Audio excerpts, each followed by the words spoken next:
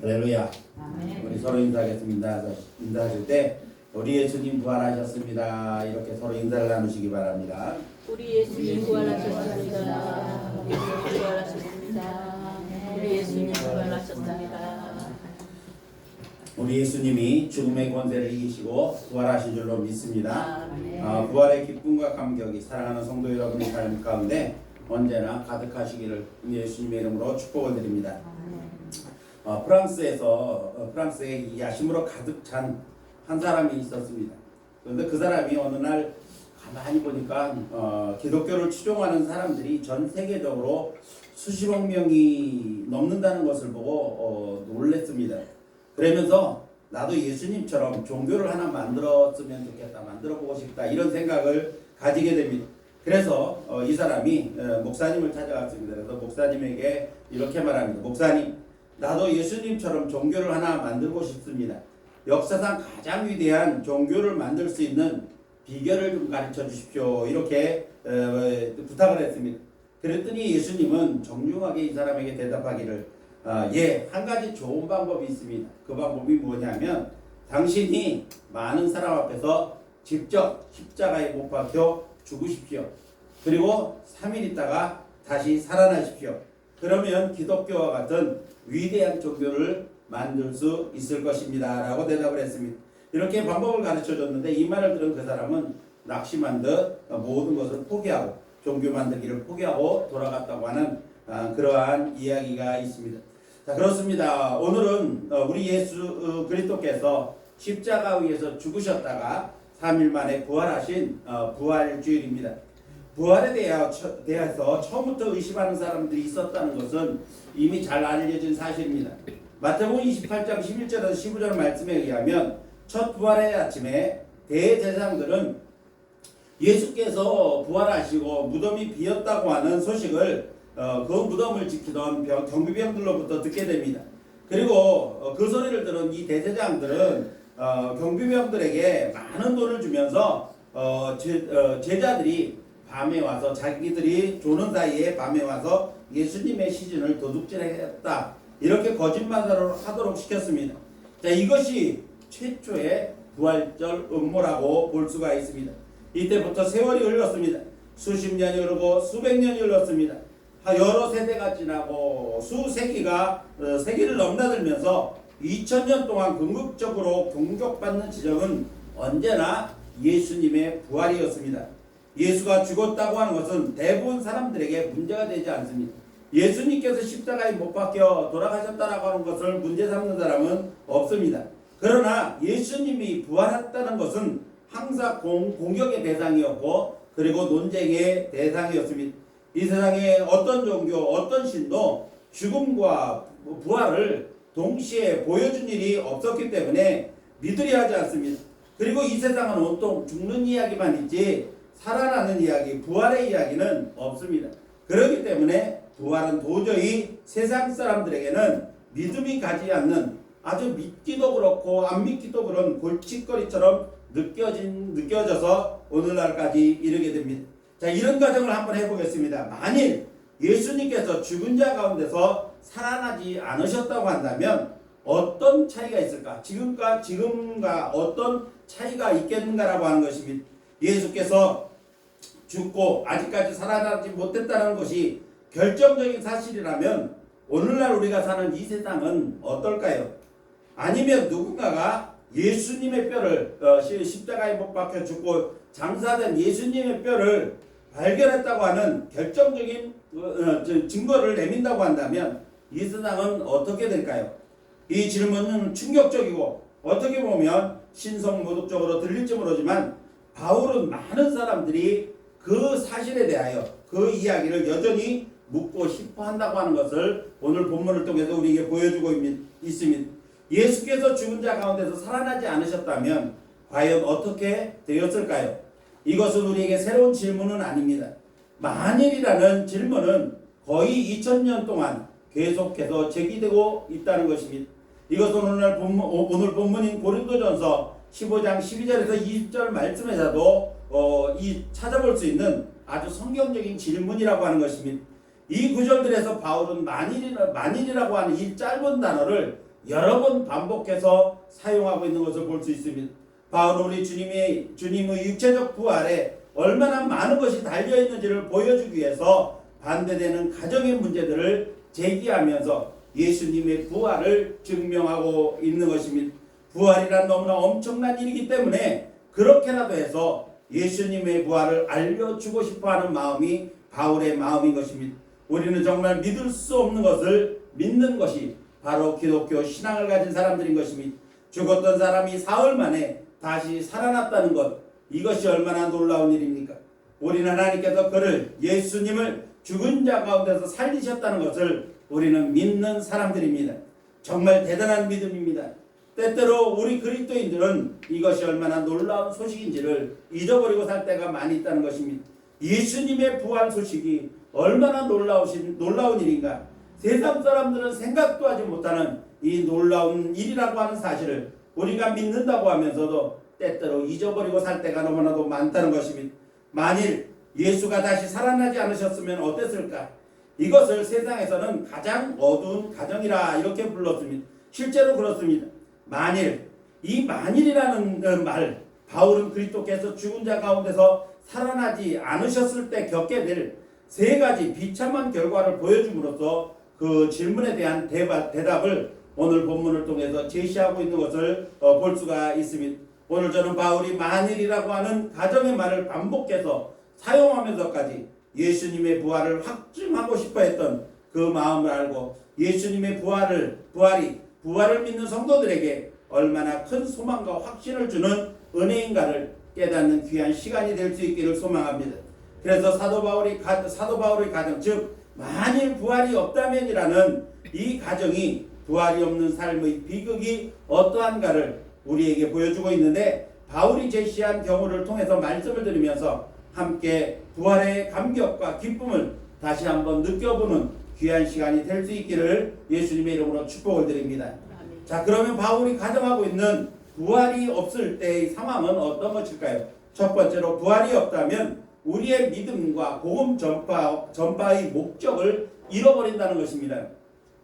본문 14절과 15절 말씀을 보니까 그리스도께서 만일 다시 살아나지 못하셨으면 우리가 전파하는 것도 헛것이요 너희의 믿음도 헛것이며 또 우리가 하나님의 거짓 증인으로 발견되리니 우리가 하나님이 그리스도를 다시 살리셨다고 증언하였습니다. 만일 죽은 자가 다시 살아나는 일이 없으면 하나님이 그리스도를 다시 살리지 아니하셨으리라. 이렇게 사도 바울은 말을 합니다.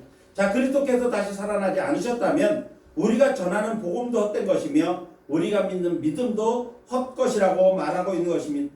더욱이 우리는 하나님의 거짓 증인으로 드러나게 될 것인데, 이는 우리가 예수 그리스도를 죽은 자 가운데서 살리셨다 이렇게 증언했기 때문이라는 것입니다. 여기서 헛것이라고 하는 것을 우리가 한번 이 단어를 생각해 볼 필요가 있습니다.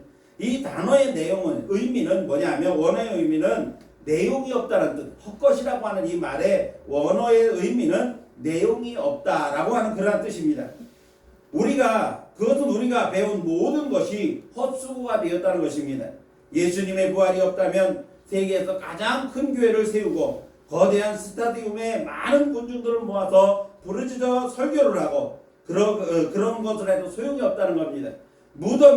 예수님의 무덤이 비어있지 않다고 한다면 이 모든 것들, 우리가 하는 종교적인 행위, 신앙적인 행위가 모든 것이 헛것이고 시간 낭비일 뿐이라는 것입니다. 믿음도 그렇습니다. 만약 부활이 없다면 우리의 믿음은 용서받지 못합니다. 왜냐하면 우리는 믿음으로 우리의 죄를 용서받고 구원을 얻기 때문입니다. 그래서 17절 말씀을 보니까 그리스도께서 다시 살아나신 일이 있으면 너희 믿음도 헛되고 너희가 여전히 죄 가운데 있을 것이다 라고 말씀하고 있습니다. 예수께서 십자가에 못 박혀 돌아가시고 다시 살아나지 않으셨다고 한다면, 다시 살아나지 못하셨다고 한다면 우리의 믿음도 헛되고 우리의 죄도 용서받았는지 안 받았는지 모른다는 겁니다. 그래서 우리는 여전히 죄 가운데 있을 수밖에 없다라고 말씀하고 있는 것입니다.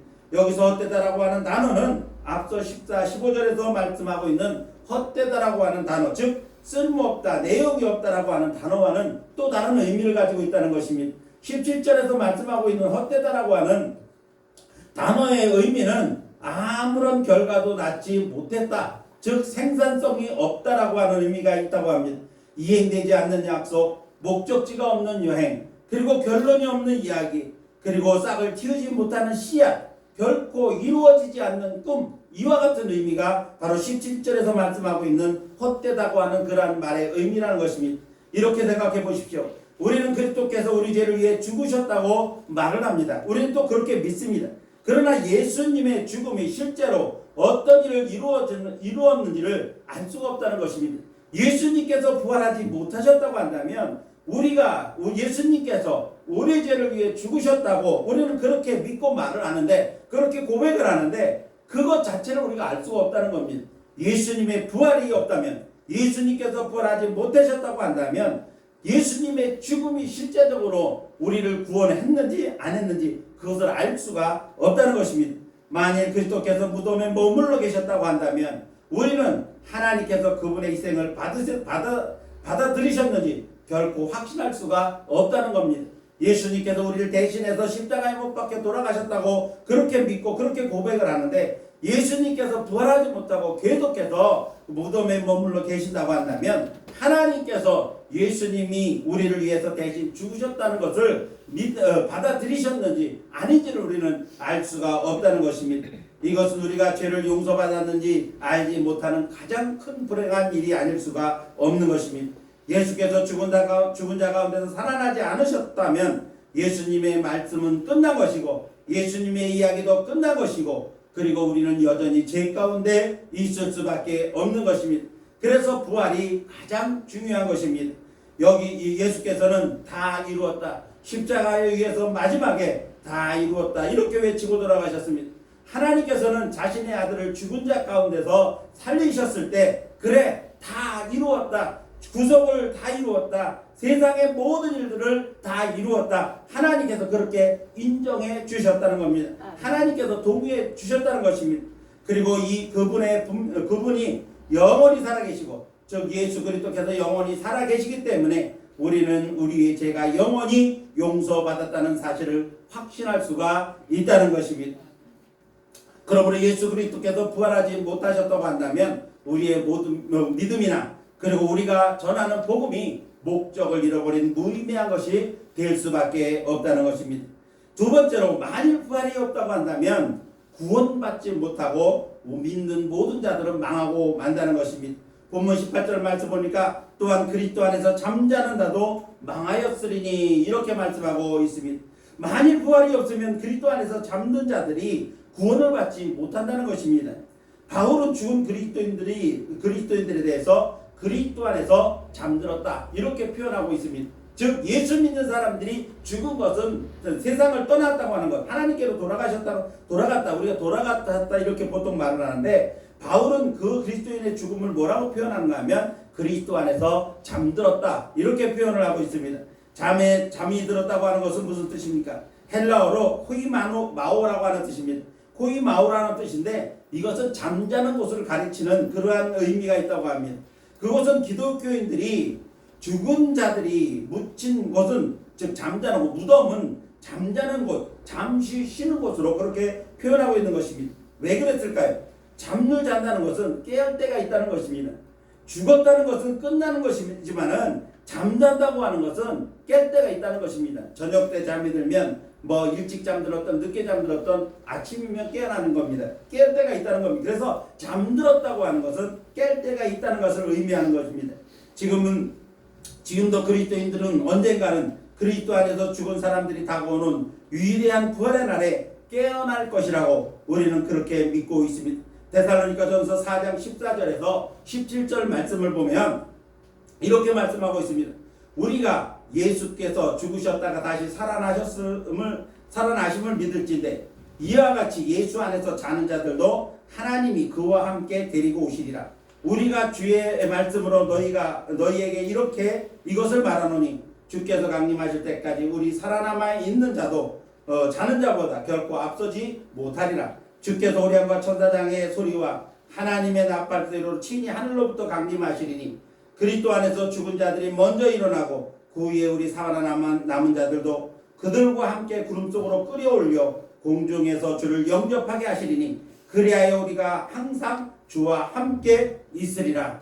자, 하나님께서 데살로니가전서에 보면은 하나님께서 반드시 재림하시는 그날에, 예수께서 재림하시는 그날에 잠자는 자들이 먼저 일어난다. 예수 안에서 잠든 자들이 먼저 일어나게 될 것이라 믿고 하나님께로 먼저 가는 그 그리스도인들이 먼저 살아날 것을 말씀하고 있습니다.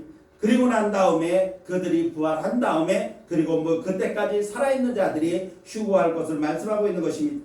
예수 안에서 잠자는 자들이 모두 살아나는 부활의 약속의 말씀인 것입니다. 우리가 부활하는 것은 전적인 주님의 은혜입니다. 아멘. 예수께서 죽어나셨다 살아나셨기에 우리도 그렇게 부활될 것입니다. 우리가 잘나서가 아닙니다. 어떤 공로가 있어서도 아닙니다. 오직 주님이 우리를 살려주시기 때문에 주님처럼 우리도 죽음에서 부활할 것입니다. 만일 예수의 부활이 없다면 우리는 죽음 속에 갇혀 구원을 받지 못할 것입니다. 이것은 차마 말로 표현할 수 없는 불행한 일이며 바울의 표현처럼 정말 모든 것이 망하는 그러한 결과인 것입니다. 예수님은 이렇게 말씀하십니다. 요한복음 11장 25절에서 26절 말씀에 의하면 예수께서 이르시되 나는 부활이요 생명이니 나를 믿는 자는 죽어도 살겠고 무릇 살아서 믿는 자는 나를 영원히 죽지 아니하리니 이것을 내가 믿느냐. 자, 이 질문은 어떤 질문보다도 중요한 질문입니다. 이 믿음이 없으면 망하고 마는 것입니다. 예수님께서 당신 자신을 이렇게 표현합니다. 나는 부활이요 생명이니 나를 믿는 자는 죽어도 살 것이고 무릇 살아서 나를 믿는 자는 영원히 죽지 아니할 것이다. 예수님 자신을 그렇게 소개한 다음에 듣는 무리들을 향해서 묻는 것입니다. 이것을 내가 믿느냐? 이 질문이 세상에 가장 중요한 질문이라는 것입니다. 이 믿음이 없으면 망하고 마는 겁니다. 우리는 우리의 미래에 대해 무엇이라고 말해야 될까요? 이걸로 끝인가? 죽으면 끝인가? 이런 질문에 대해서 우리는 뭐라고 대답을 합니까? 결코 아닙니다. 바울의 대답은 분명합니다. 그리스도께서 부활하지 않으셨다면 죽음이 승리합니다. 그가 여전히 무덤에 있다면 누구에게도 희망이 없습니다. 이 세계 삶이 전부입니다. 그리고 죽은 모든 사람들은 영원히 죽은 채로 있는 그야말로 망하고 마는 것입니다.